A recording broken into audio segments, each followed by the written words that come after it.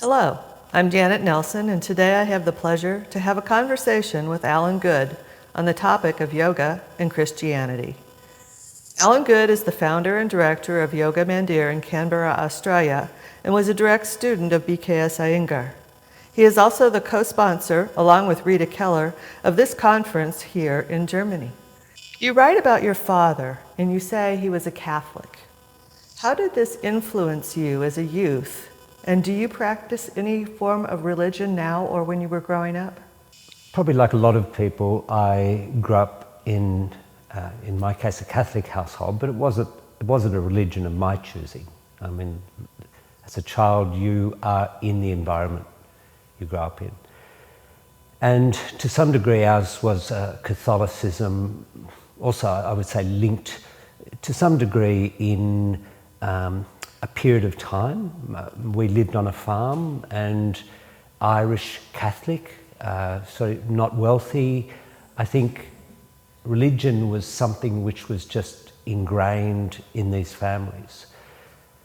It wasn't until later that I really started to reflect on that. But for me, Catholicism was not something I chose or was particularly interested in. I also went to a Catholic school, and many people of my age and my era will know that the general theme was children are to be seen and not heard, and in large part families were big, and so we didn't really have a strong voice in our family, or were we encouraged to have a strong voice.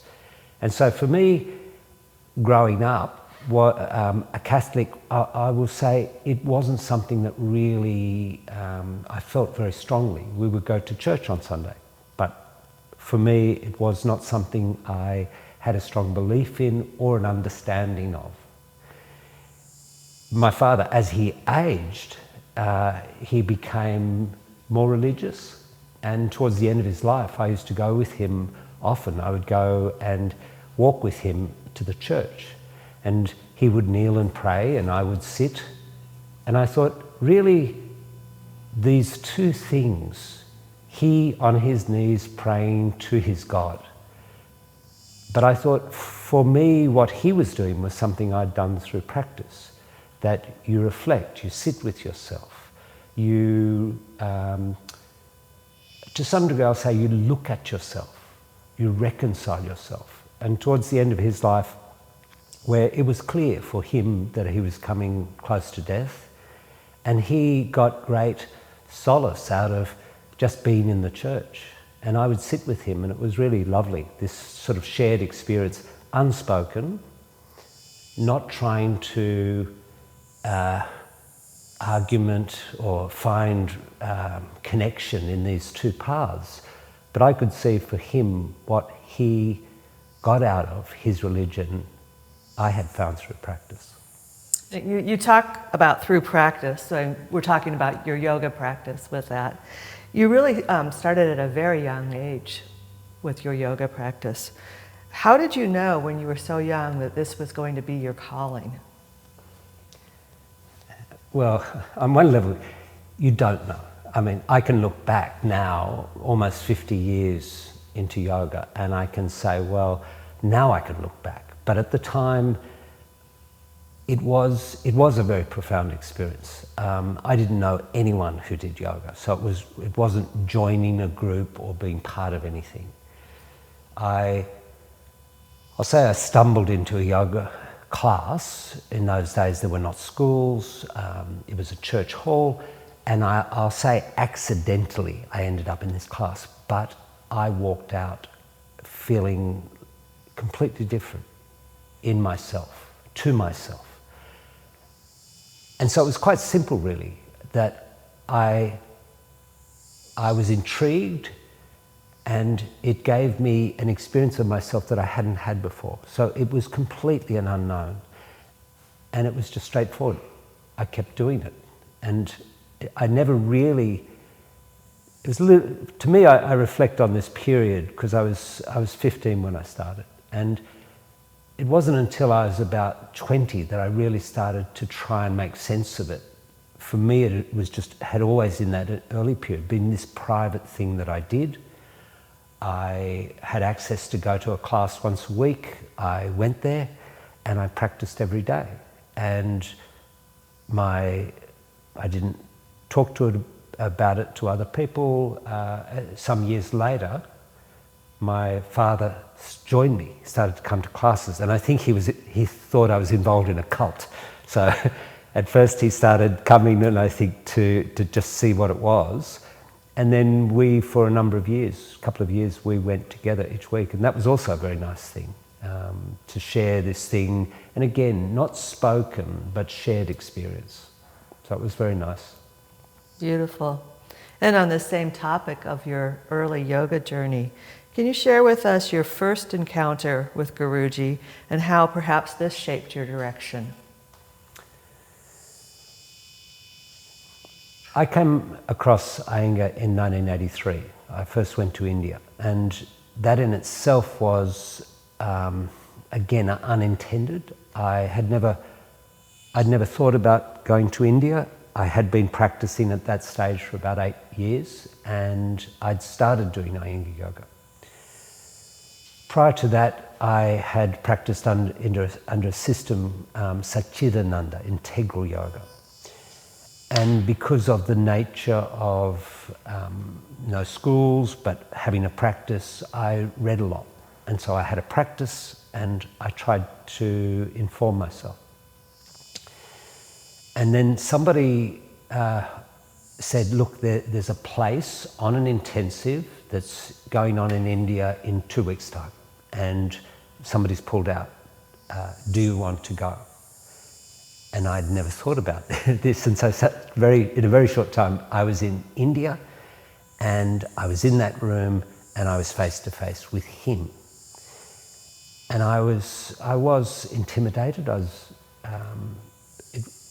It wasn't my desire to go to the source, to meet Iyengar. I wasn't thinking about that at all. But that first trip and that intensive, literally, I'll say it was another turning point for me. It changed my life. What I experienced in that intensive was I could see that all those things I knew, had read about, was practicing each day. Iyengar was teaching, but I was experiencing through his teaching. So for me, it was shocking. He was shocking. He was intense. He was unrelenting, and he was questing on something I thought I'd been practicing. I thought I'd been a serious student, and he showed me, in essence, he showed me that what it is to be a sadhaka, what it is to really want to understand in one's own experience. And so that first trip was like the first yoga class. For me, these were two very significant moments in my life. And I came back from that, and I just started practicing to understand myself rather than to understand the subject. I realized that I'd been studying yoga, and what I really needed to be studying was me. And that was the moment, that was that first trip. It was, it was unsettling, and it was wonderful. I mean, it was sort of, for me, he wasn't, it wasn't a warm experience. It was quite a shocking experience, but it was very clear to me that, great, now I have a direction. Now I have a way to channel this interest I have to know more through practice. Yeah, it's amazing, and I'm sure that some of our listeners have experienced similar profound experiences where something just happens and it really changes a direction and a momentum in your life. It'd be fun to talk about the next 10, 20, 30 years of this yoga journey, but I'd like to turn back more to the topic of our conversation today with yoga and Christianity and some parallels and similarities and differences there. A parable is a tale about a common, simple subject to illustrate a more profound, valuable moral lesson. And we read in the Gospels that Jesus had the wisdom to simplify the profound spiritual truths that he needed to share with humanity in the form of relative stories that are easy to understand. Alan, you use parables and image often in your teaching. I think of the image that you used here at the conference this week about the boat being still on the water. Did Guruji often do this, and do you recall any examples that he used that resonated with you?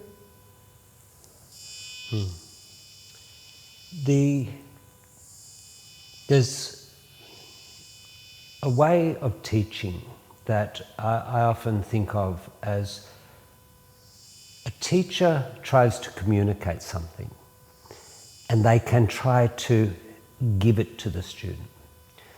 But a student has their own life experience. A teacher stands at a point and a student does not just stand below that point. They stand in their own place. Images allow an individual to relate to their own relationship rather than, let's say, instruction. If I'm trying to tell you something, I'm trying to give you what I understand. But an image is often a wonderful way that allows the person to relate from where they stand.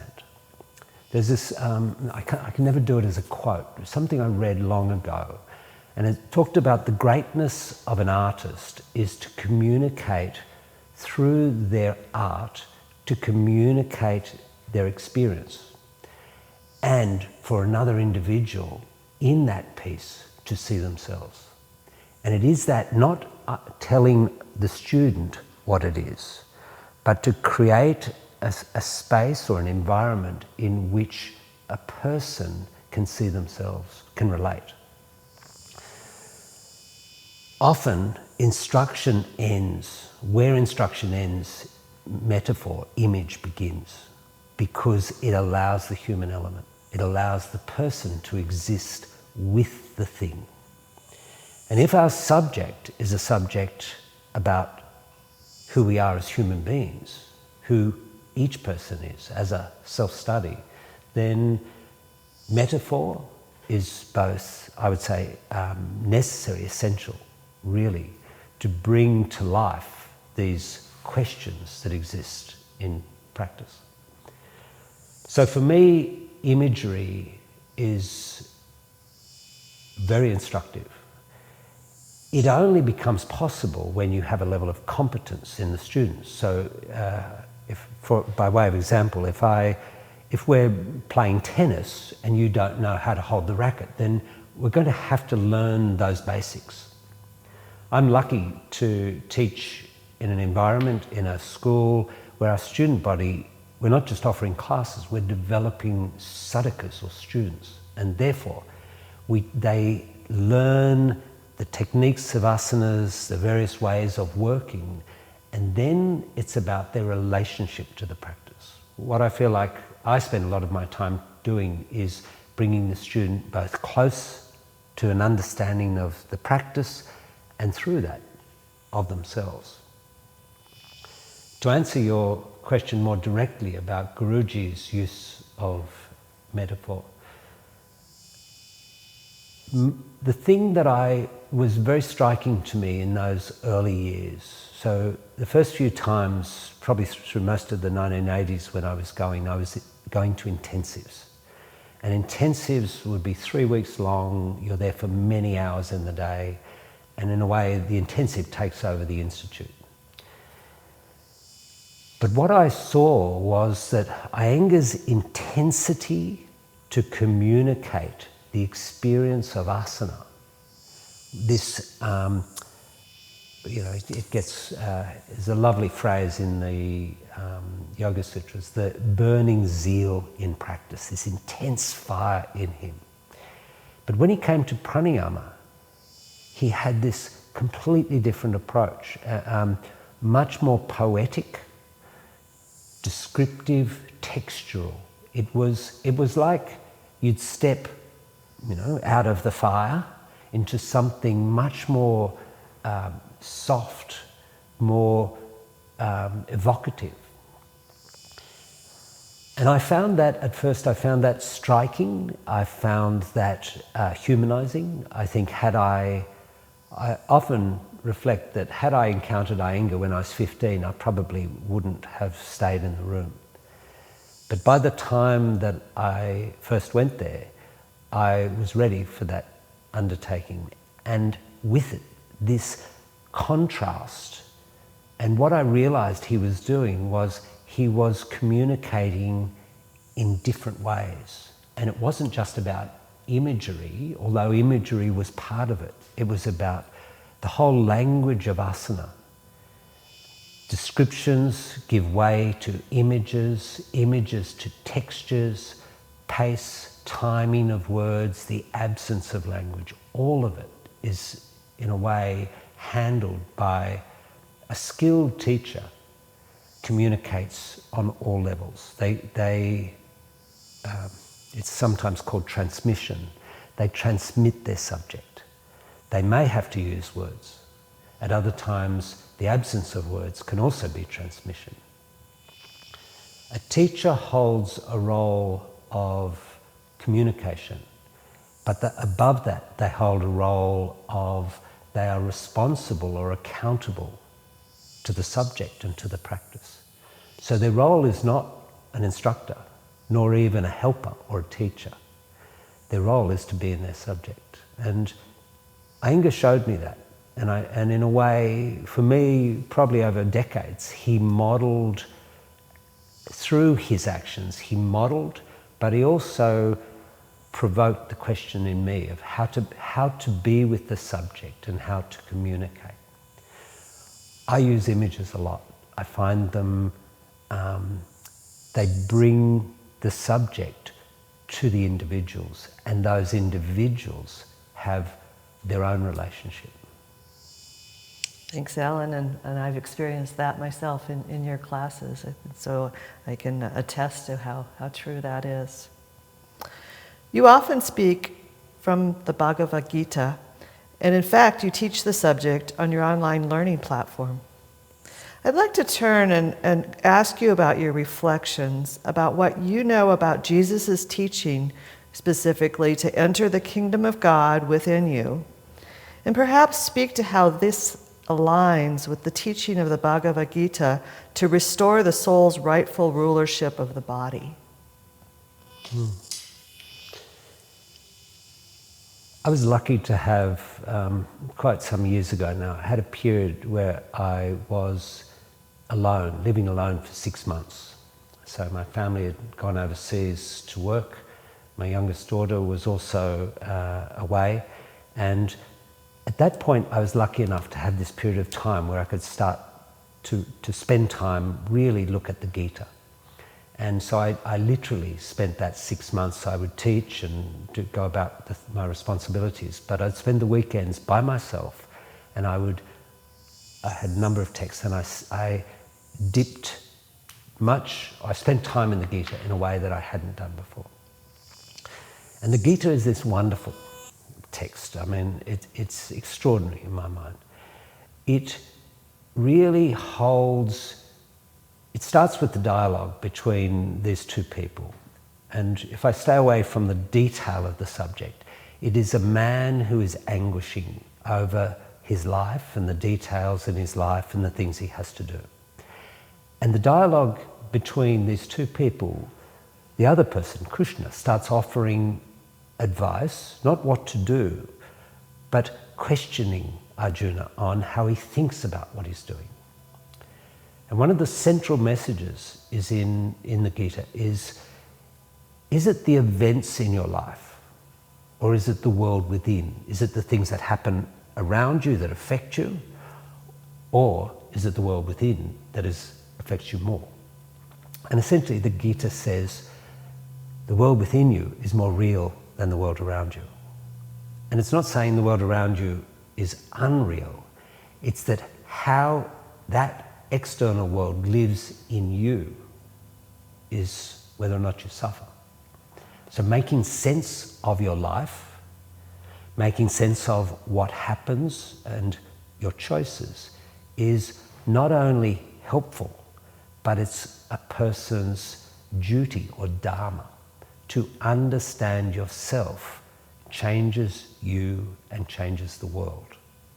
And it's this beautiful thing of to find your purpose in life liberates you, helps you to make sense of the world, to act in the world, and generally it said makes you powerful in the world. But it's this responsibility. A dharma is, it's not a right, it's I have a duty to myself, to honour myself, to work for clarity of who I am and why I'm here. That self-quest or self-knowledge is, I would say, central to the Gita. But in it, you have a number of questions. First of all, very difficult to sit with oneself, to look at oneself. Much easier to be caught up in the world, distracted, blaming everyone for my suffering. Much harder to own that and look at yourself. The Gita is a quest to understand who I am. And therefore, ultimately, it requires compassion. It's got this lovely thing, because it can look like it's about questing to attain, but actually the quest to understand requires that you humble yourself, you see your own vulnerabilities, weaknesses, that you actually have to live with yourself. And to do that, I think you are confronted with a question of, are you willing to forgive? Are you able to give yourself a level of compassion? I see in a practice of yoga, and I'm talking about something different to somebody who's just attending classes or doing yoga, what's really described as a sadhaka, a seeker. That quest to understand takes you into yourself, it takes you beyond your self-image, and, as I said, confronting, requires compassion, requires a degree of insight, and, as is said in the Gita, the need to study yourself deeply, study motivation. And if you can understand why or what motivates you, you can change yourself, and you can have a more profound effect in the world. To me, I've spent time, friends of mine who, one particular example I often use, a friend of mine who became a Catholic, who was a doctor, and he was a medical specialist, and he worked with lung specialists. And he said to me, I have 2 friends who die each week. And he said that because he said, my patients die slowly. Emphysema, mesothelioma, they die slowly. I get to know them. I know their families, they die slowly, and 2 of them die a week. And Michael and I we once spent a week in Tasmania in camping on this peninsula.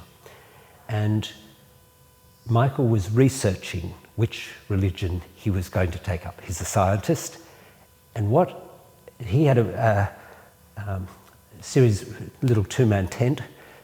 Michael's side of the tent has got 4 or 5 books, the Jesuits. My side has got the sutras. And we'd walk and we'd do things together, and we would discuss.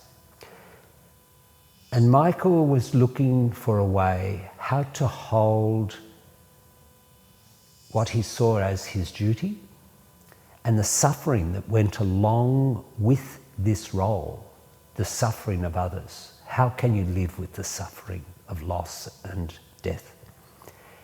And he took up Catholicism, and I know why he did, and I can see why he did, because the suffering is inexplicable and intolerable.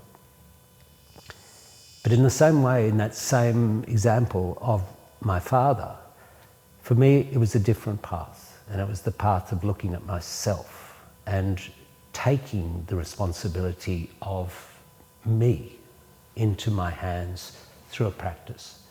And that is the path of the Gita. That's what the Gita argues for. Are you willing to look at yourself? Are you willing to be honest with yourself? And are you willing to change? And that story in the Gita leads Arjuna on his path to do his dharma, his duty. And it's quite specific for him. But each person is told that they have to look for, seek and understand themselves and their duty. Thanks. There's so many parallels, and we've been hearing them with our delightful speakers in their presentations over this conference. During the conference, we spent a significant amount of time in quiet meditation. Some of us looking at the cross, some of us looking at an image of Patanjali. And it's really striking how much these spiritual paths and these yogi paths both use ritual in their practice. You may not know an answer, but what are your thoughts on why they're so similar on their drawing on rituals, coming into a place, being quiet, seeking yourself? Why are there such striking similarities?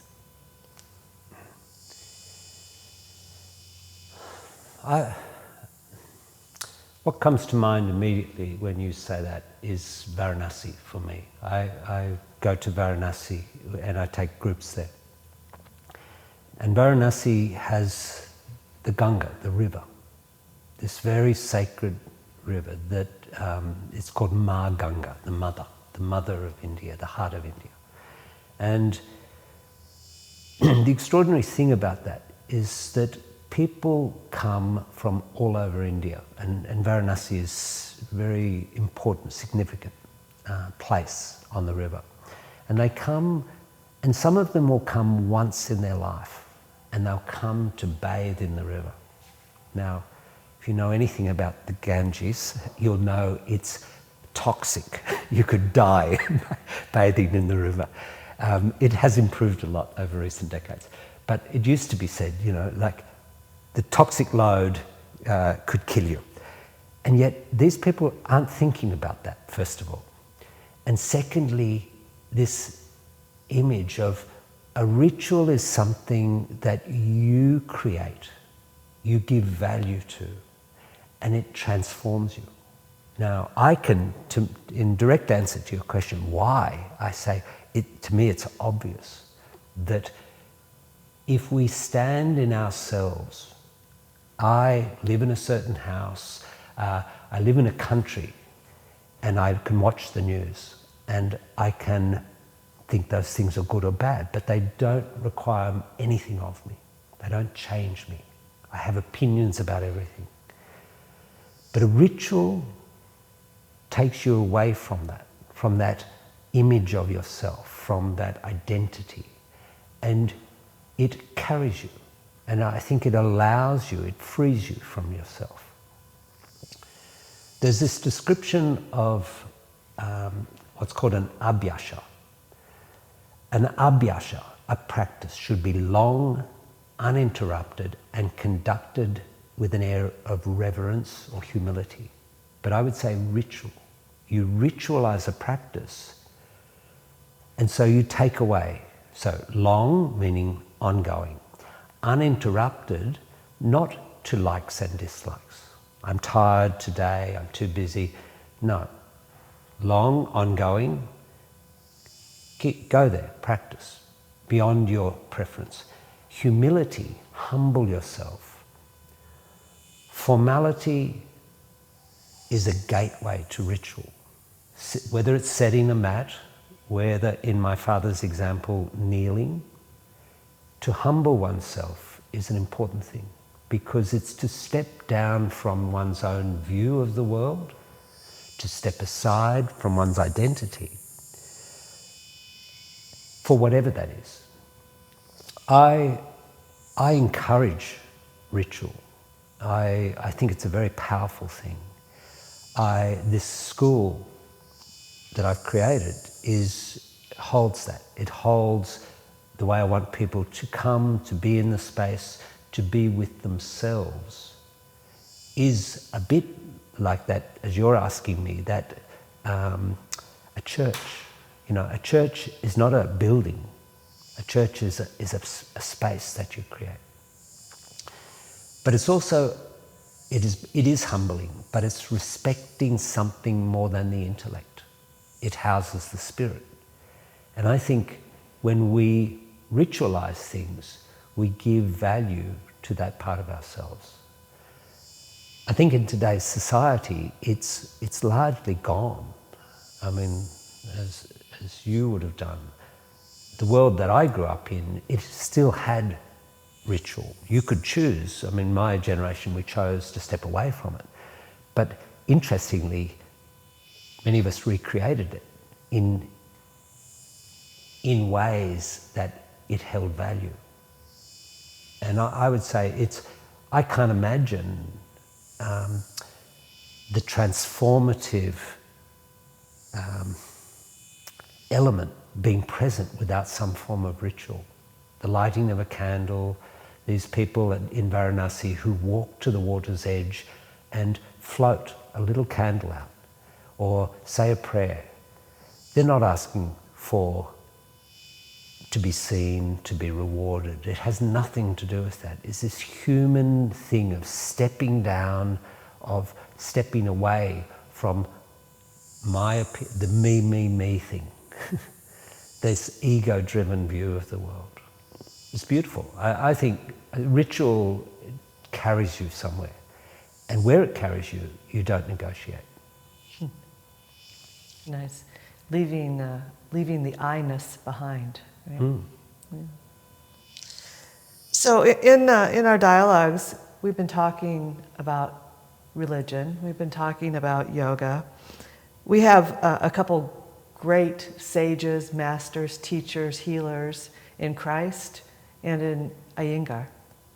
And the words of the gospel preserve a record of Jesus' words from holy occasions. And readers often try to feel within themselves as though they too were present behind those words and thus receive a tangible presence of God. Guruji is no longer with us, but there are still those who study directly with him. And this weekend we are fortunate at this conference to have three, you, Rita, and Fr Joe, who you might say are direct disciples of Guruji. Alan, what will be your role in preserving the words of this great teacher and healer?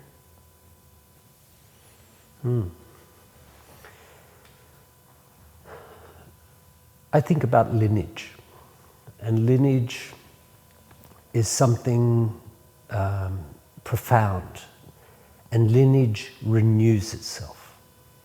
I think one of the mistakes that is sometimes made is the documenting of a teacher. Iyengar had a lot of it, people who wanted to write down everything he said to lift him up as extraordinary. And I think what he had to say was more extraordinary than the person is a person. But actually what he was talking to was more important than the person. Lineage is not, I'll tell you what he said, because now I put myself as the mediator. To me, the role of a sisya, so under what's called guru sisya, teacher, student, the role of a student is to undergo the practice, not document the teacher. I think there's too much of that in Iyengar Yoga. A sisya is somebody whose journey is to understand themselves and to communicate their understanding. I've heard some very nice descriptions of it. A teacher teaches a student, But a student is not trying to understand the teacher, is the student, through their practice, understands what the teacher taught, and they teach what they understand. So in lineage, the practice is always renewed. Iyengar never taught, he didn't keep teaching what Krishnamacharya taught. Krishnamacharya did not only teach what he was taught. Each of them not reinvented, and it's not, it is a form of renewal, but it's in direct experience. Lineage is the carrying on of knowledge through direct experience. The role of lineage is that it keeps it alive in the world. Iyengar, in a small book called Light on Ashtanga Yoga, he says yoga changes depending on the society it finds itself in, but it does not change. The subject does not change. And he was a great example of it. A man who came onto the world stage largely with the publication of his book, Light on Yoga, in 1965 or 67. And he was able to present the subject in a certain way. I think now, if he were arriving in the world today, he would possibly do it differently, think about it differently. But he said the subject does not change. So I think the role of a sisya, or the role in lineage, is to understand oneself through a practice. And in that, I think he taught practice. He taught practice values. He taught self-inquiry.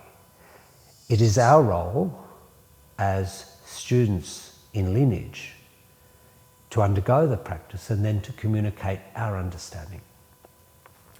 For me, it was a profound, I'll say, realization. There were a couple of moments where it sort of really crystallized for me, where I saw my own responsibility to understand.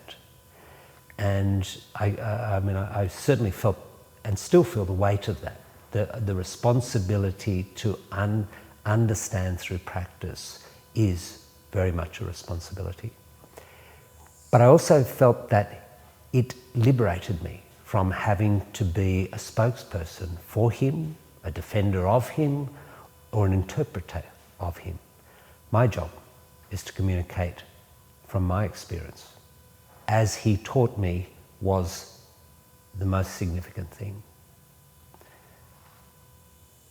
Beautiful.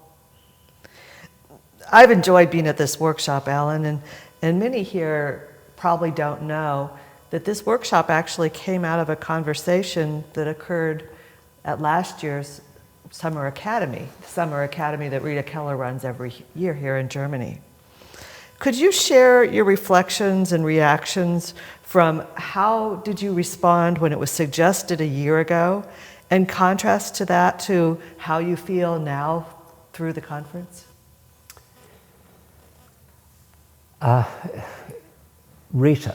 So I've been lucky, I say privileged, to be able to develop this working relationship with Rita. It originated around COVID, but also probably a period in our lives, having been students of Iyengar's for decades. We started to communicate about our values to one another. And so it is rare to find a colleague that you can work with, that you want to share and exchange with. And so I felt very privileged to find that with Rita and to work with Rita. So it was Rita's idea that we would have this yoga and Christianity.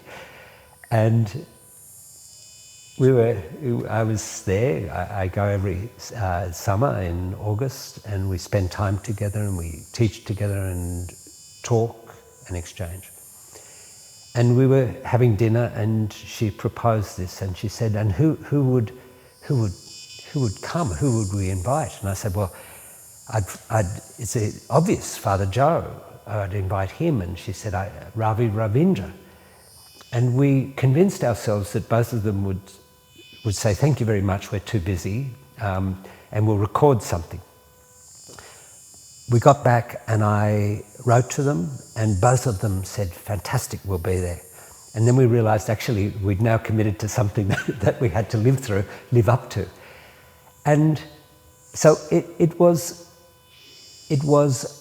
I'll say unscripted, but it was very clear that no, this is really great. It captures something of Rita's background, the environment she lives and works in, her community, and also there is much for us to share.